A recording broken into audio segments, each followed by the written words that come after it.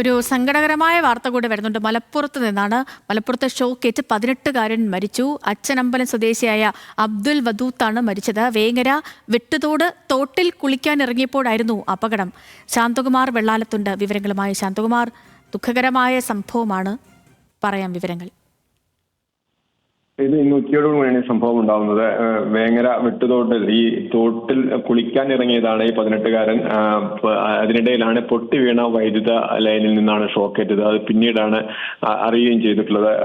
ഒരു electric line ഈ തോടിന് കുറുകെ പോകുന്നുണ്ടായിരുന്നു. അതിൽ ഒരു ലൈനാണ് പൊട്ടി വീണിട്ടുണ്ടായിരുന്നത്.